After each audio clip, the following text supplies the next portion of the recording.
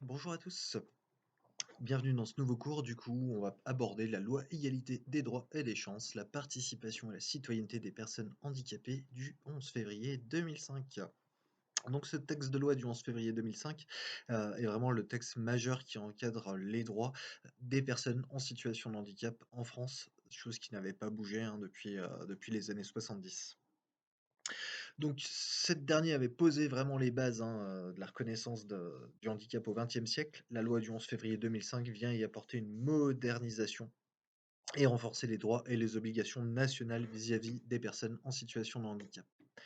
Ce texte donne également des nouveautés fondamentales, donc le droit à la compensation du handicap. On verra ça ensemble, vraiment, les personnes en situation de handicap, qu'elles travaillent, qu'elles ne travaillent pas, qu'elles aient besoin d'aide humaine, d'aide matérielle, comment est-ce que c'est financé, comment est-ce qu'on vient compenser justement cette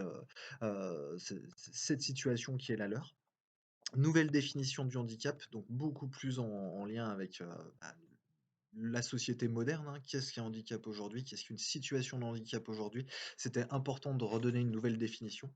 L'amélioration de l'accessibilité, donc ça, vous allez voir qu'il y a des gros efforts qui ont été faits. Je vous illustrerai ça par évidemment des exemples où vous allez vous rendre compte très très vite que l'accessibilité est toute relative, même si la loi l'impose. Il n'y a rien forcément d'ancré dans le marbre et il y a toujours moyen voilà, de passer outre ou du moins de faire des grosses bêtises. Je pense notamment à nos urbanistes qui réfléchissent à nos cités, qui prennent pas forcément en compte toute cette dimension handicap dans la réalisation de leur plan.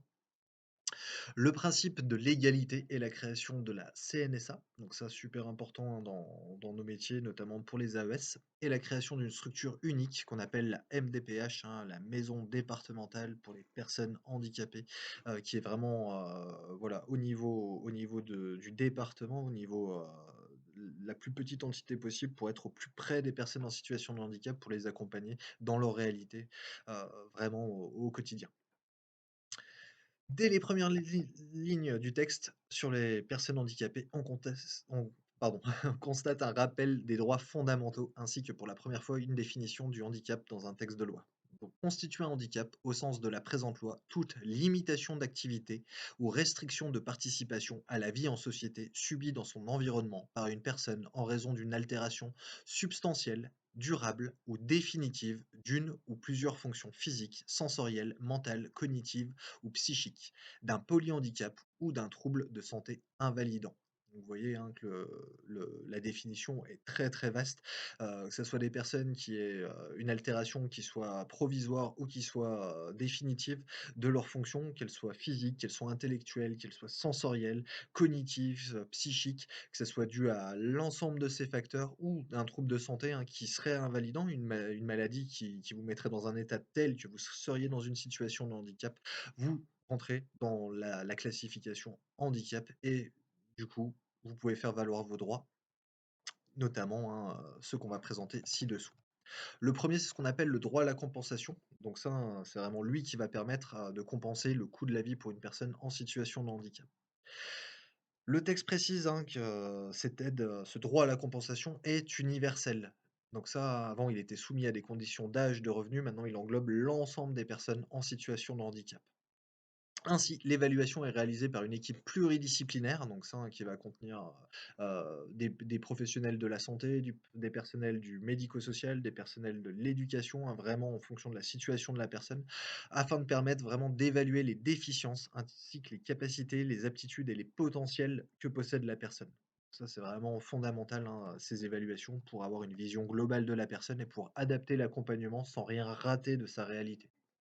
Cette mesure vise à respecter le projet de vie des personnes en répondant à leurs besoins. Donc ça, le projet de vie, on aura un cours qui sera vraiment dédié dessus. C'est un élément fondamental dans l'accompagnement. Si vous voulez, tous les accompagnements se reposent sur ce projet personnalisé, individualisé, qu'on appelle le PPI. Donc ça, c'est vraiment un outil qui est fondamental pour nous, qui va tracer le passé de la personne afin qu'on comprenne son histoire, qui va nous présenter son présent, c'est-à-dire aujourd'hui, voilà quelle est cette personne, et enfin, le futur, c'est ses désirs, ses envies, qu'est-ce qu'il a envie de faire par la suite et nous, en fonction de tout ça, qu'est-ce qu'on va mettre en place pour l'accompagner dans la réalisation de ses pleins potentiels, de ses désirs, de ses envies, afin qu'il puisse vivre dans cette société comme toute personne, comme tout citoyen. Voilà. Donc ça, dans ce droit à la compensation, on trouve, donc notamment, voilà, une allocation qui est vraiment fondamentale, qu'on appelle la prestation de compensation du handicap, la PCH. Elle va comprendre diverses mesures apparaissant comme nécessaires pour accomplir, pardon, les actes essentiels de la vie quotidienne, ainsi que la conduite à la vie sociale. On y trouve l'orientation en établissement spécialisé, les aides individuelles à domicile, la scolarisation, encore l'orientation professionnelle. Il y a énormément de choses à l'intérieur.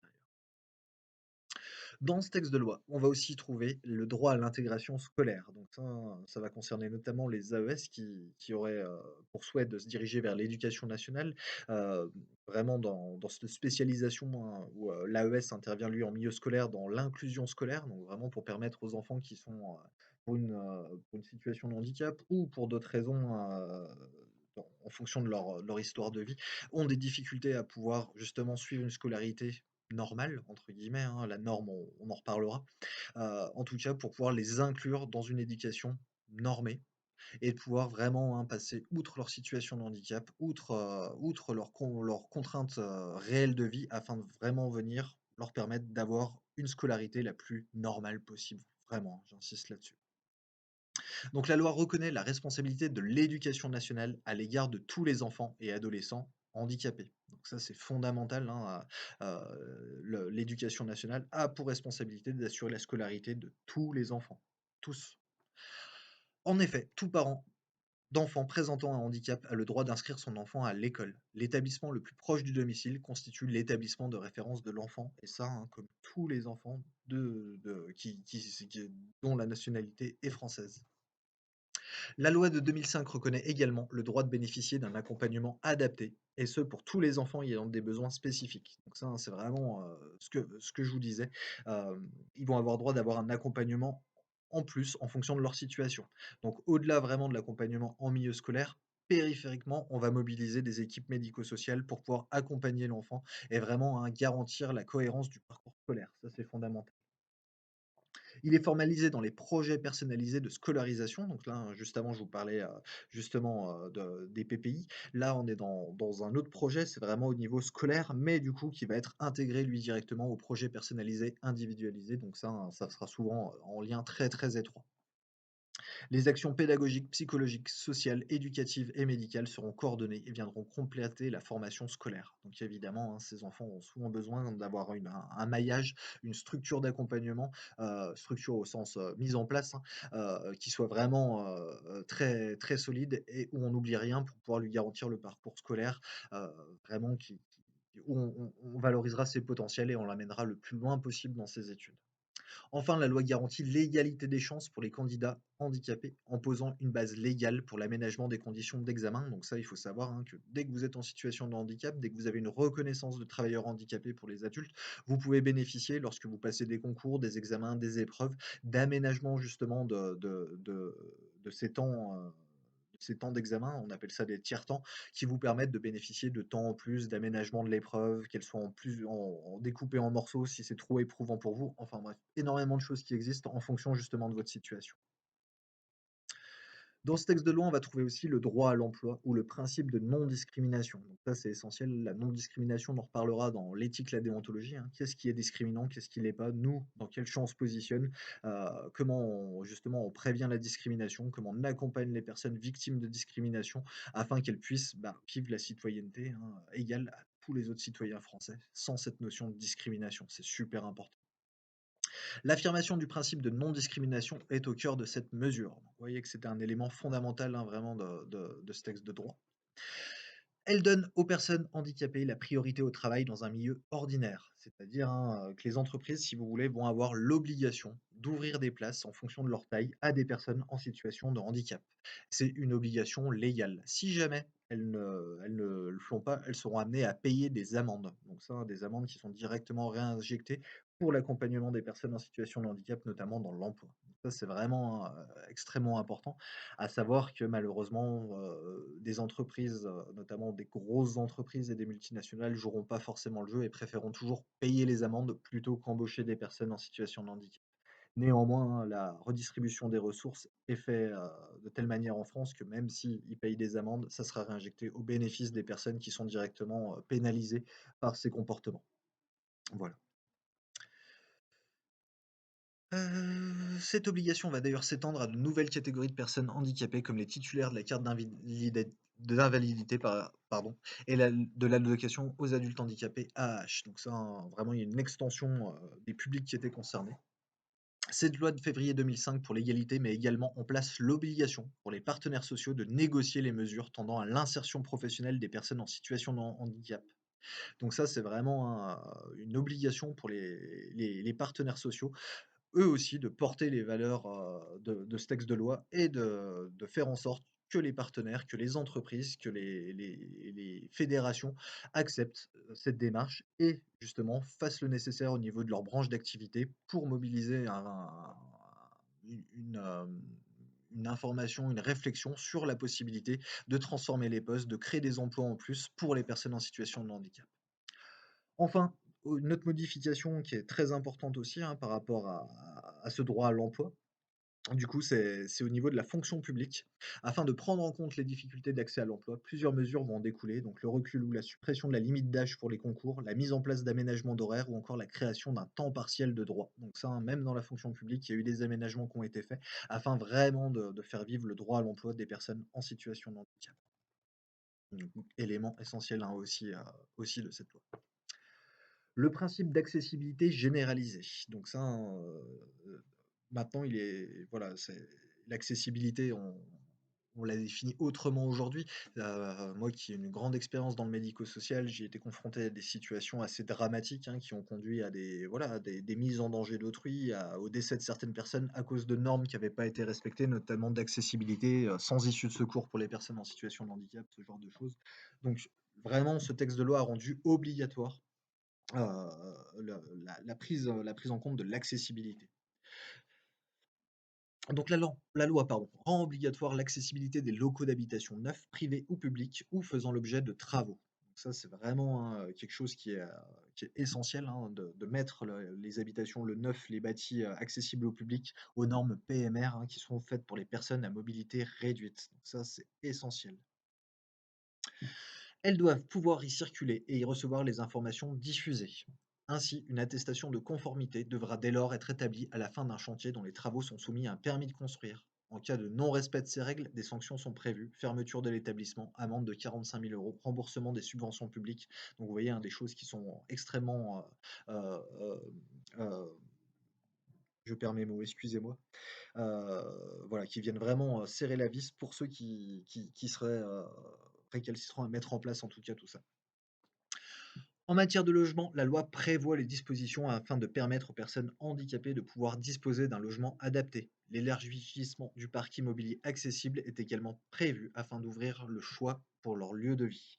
Donc avant, hein, il faut savoir que malheureusement les personnes en situation de handicap n'avaient pas accès aussi facilement que nous au logement, hein. L'adaptation des logements n'était pas obligatoire, donc ils se retrouvaient souvent avec des logements qui n'étaient absolument pas fonctionnels pour leur réalité. Aujourd'hui, hein, la loi impose justement aux bailleurs de faire les transformations nécessaires, de créer des appartements qui seraient équipés, qui seraient aux normes PMR, afin que les personnes en situation de handicap puissent en bénéficier en priorité, évidemment.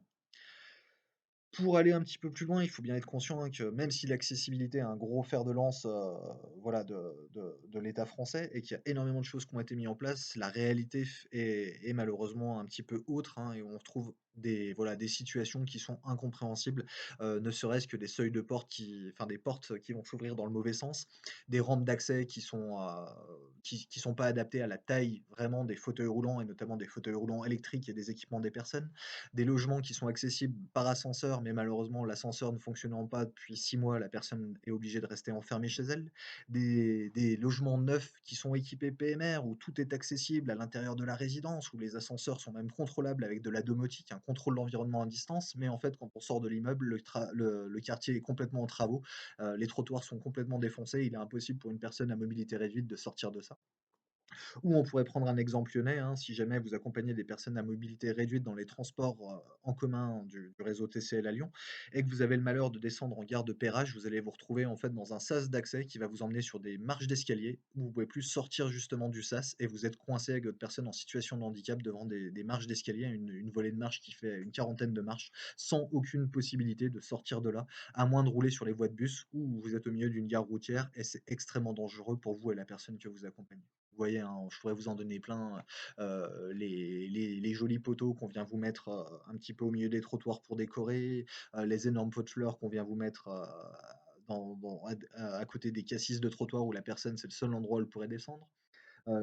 Les petites margelles qui vous mettent au passage piéton aussi, qui sont en relief, qui permettent aux personnes, malvoyantes justement avec leur canne de venir sentir où est l'accès au passage piéton. Ça semble génial pour une personne qui a un handicap sensoriel et qui est malvoyante. La réalité, c'est que si vous êtes une personne qui marche notamment avec un déambulateur ou avec des béquilles, quand il pleut, ça devient extrêmement glissant et vous avez de grandes chances de tomber sur ce revêtement, particulier. Donc vous voyez, hein, il y a des choses qui sont faites, elles sont malheureusement pas toujours faites en cohésion avec la réalité des personnes.